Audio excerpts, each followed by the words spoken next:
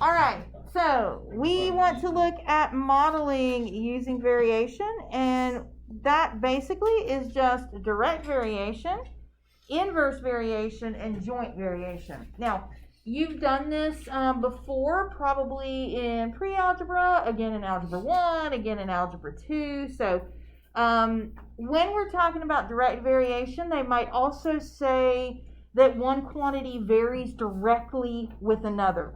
The formula for that is just y is equal to k times whatever that might be. It might be x squared, it might be the square root of x, or whatever it might be.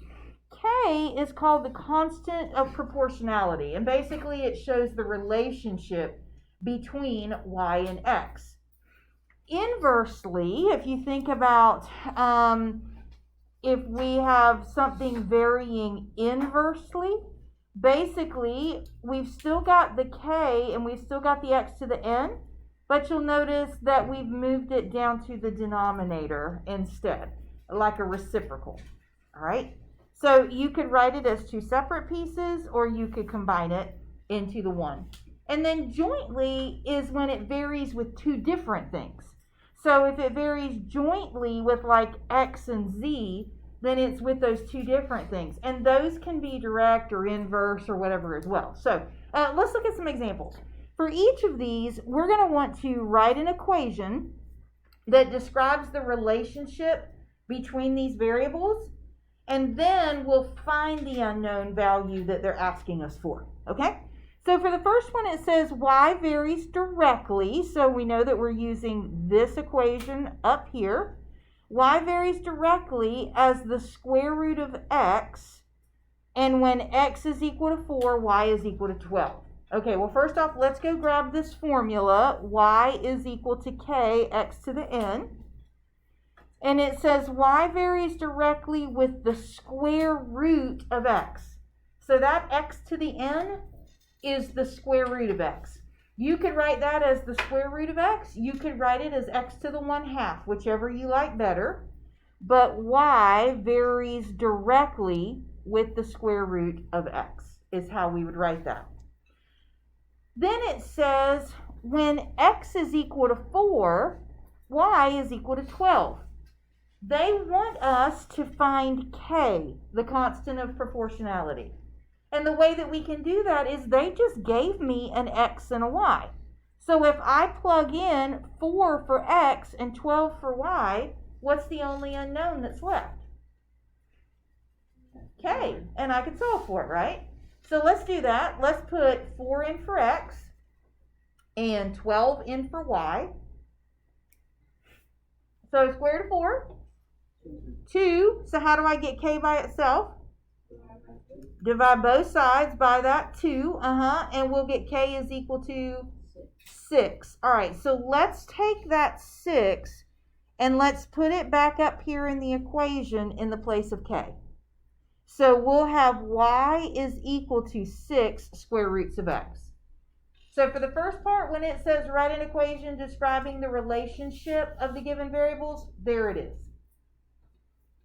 Then for the B part, it says, okay, we're going to use that now to find an unknown value. And so here's what they asked me to find. They said find y when x is equal to 9. All right, so how are we going to do that? Yeah, just plug in 9. So let's put 9 in the place of x.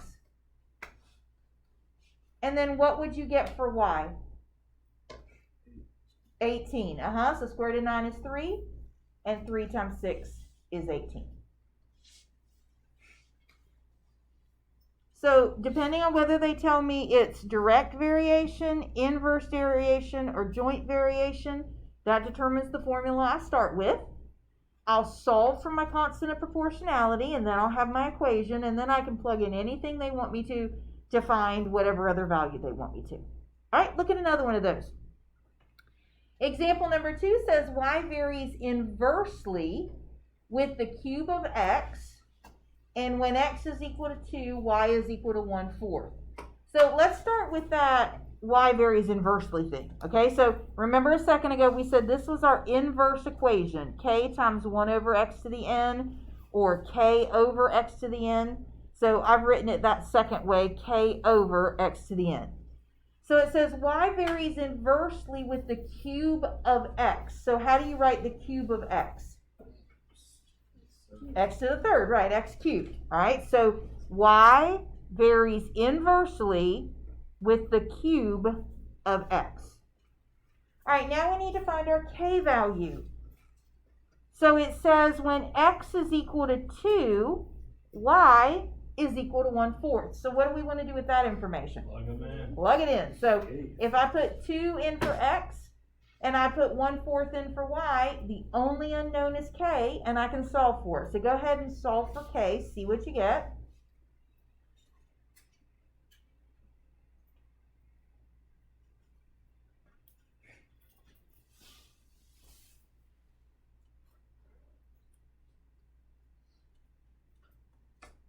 All right, so what'd you get for k? All right, so 2 cubed is 8, right? So we're going to have, if we cross multiply here, we're going to have 4k is equal to 1 times 8, or 4k is equal to 8. And then divide both sides by 4, so k will be equal to 2. So now we have our equation. Our equation is y is equal to 2 over x cubed. Y equals 2 over x cubed. So that's the first part. Then the second part says, okay, now use that equation to find y when x is equal to 1. So how are you going to do that? Plug in 1, all right? Plug in 1, see what you get.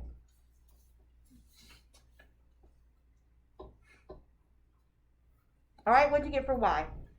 2, yes. So we plugged in 1, and we got y is equal to 2. All right, look at the next one. The next one says y varies jointly as the square of x and inversely as the cube root of z. Okay, so they told me jointly. I'm going to go grab my joint formula. All right, so it says y varies jointly as the square of x. How do I write the square of x? X squared, And when it's inversely, what do I do? Put it down in the denominator, right? So inversely as the cube root of z. So I'm going to put the cube root of z down in the denominator. So look at that one more time. It said y varies jointly. That means that it's going to vary with 2 different quantities. So we've got y is equal to, there's our constant of proportionality. Here's the first thing that it varies with. It says that it varied with the square of x, and it varied inversely, which meant we had to flip it, right? Like the inverse formula. So it varied inversely with the cube root of z. So we've got the cube root of z in the bottom. So if you want to put that all together in 1, you can, because that would be k times x squared times 1 in the numerator, and then the cube root of z in the denominator. All right, so there's my formula. I just need to find k. So they told me that x is 2, y is 4, and z is 27. If I plug in x is 2, y is 4, and z is 27, the only unknown will be k, and I'll be able to solve for it.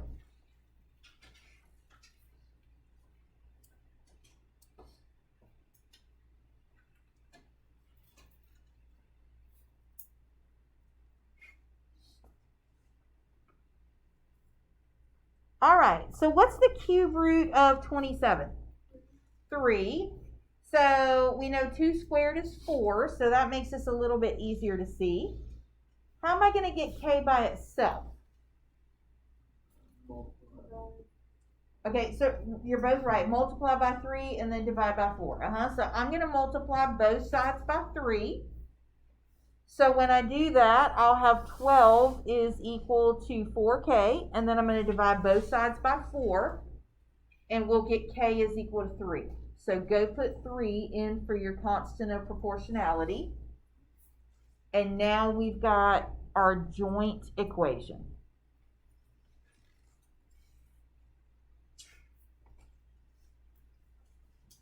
All right, then once we've got our equation, it says now use that to find y when x is 4 and z is 8. All right, so go ahead and put 4 in for x and 8 in for z and see what you get.